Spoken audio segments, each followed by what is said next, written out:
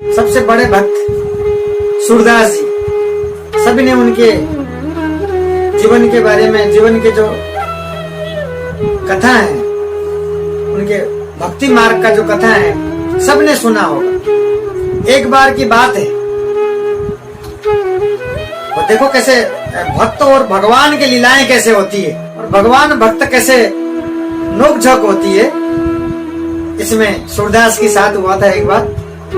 सूरदास जी एक बार जगन्नाथ भगवान के दर्शन करने के लिए पुरी जाते हैं, और जब पुरी जाते हैं तो ठाकुर जी का आवास होता है, क्योंकि भक्त ऐसा है तो भक्तों को भी पता रहता है ठाकुर जी के बारे में, और ठाकुर जी को भी पता रहता है भक्त के बारे में। तो एक बार जाकर के पुरी पहुंचते हैं, उससे पहले ठाकुर जी को पता होता है कि मेरे भक्त आ रहा है। तो ठाकुर जी क्या करते हैं, आनंद लेते हैं इस बात को। तो जाकर के जो वहाँ के जो पुजारी है, महाराज है, उनको स्वप्न में कहते हैं।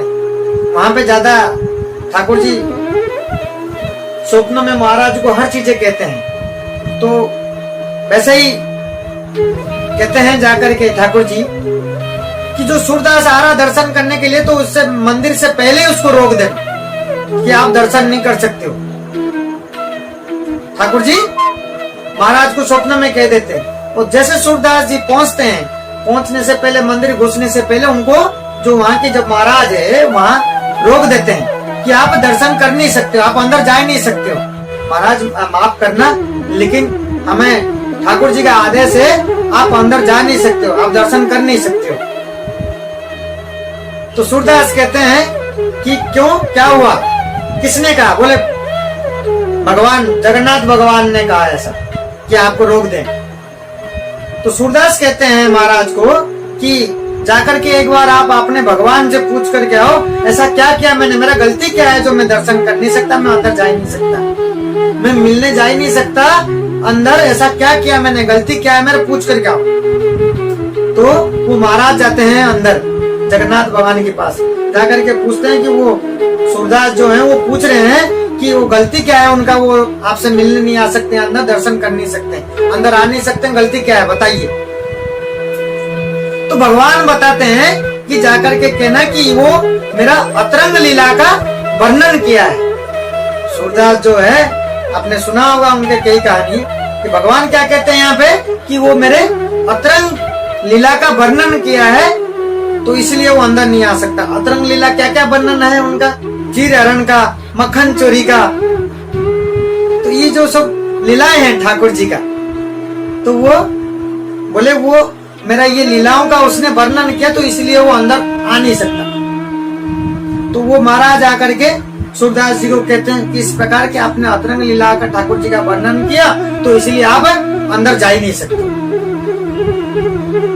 तो सूरदास कहते हैं कि जाकर के आप अपने ठाकुर जी को बोल दो, देखो बोले मेरे से झगड़ा मोड़ लेना ठीक नहीं होगा, जाकर के बोल दो कि झगड़ा मोड़ लेना ठीक नहीं होगा, हम कभी हैं। जाकर के वो महाराज जो है जगन्नाथ भगवान के पास जाकर के अंदर जाकर के फिर कहते हैं कि क्या कहते हैं कि वो सूरदास कह रहे हैं कि झगड़ा मोड़ लेना ठीक नहीं होगा, वो कभी है।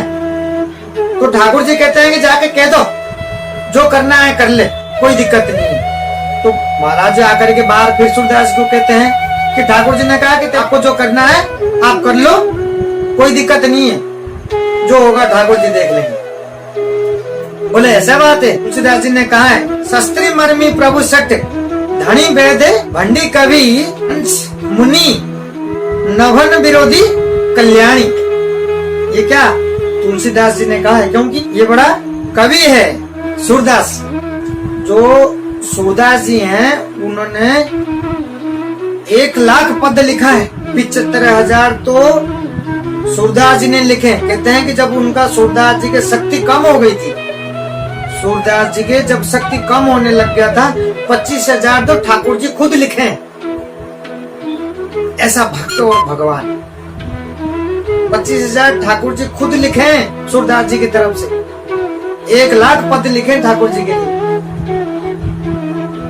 ऐसे भक्त थे। तो फिर क्या करते हैं आगे है कि सूरदास जी जब ऐसा सुनते हैं कि ठाकुर जी कहते हैं कि जो करना है कर लो, तो भगवान ऐसे आनंद ले रहे हैं भक्त की। तो चालू हो जाते हैं, फिर सूरदास जी चालू हो जाते हैं, कहते हैं रघु को कोटेला, जैसे रघु ने कूटा था, रघु को कोटेला, सबरी के झूठे बेर खाए। प्रकार जब ठाकुर जी के बारे में उल्टे सीधे बोलने लगते हैं सूरदास जी, तो उसके बाद खुद ठाकुर जी अंदर रह नहीं पाते हैं, आनंद ले रहे थे, तो भगवान खुद प्रकट होकर के आकर के बाहर ही सूरदास जी को गले लग जाते।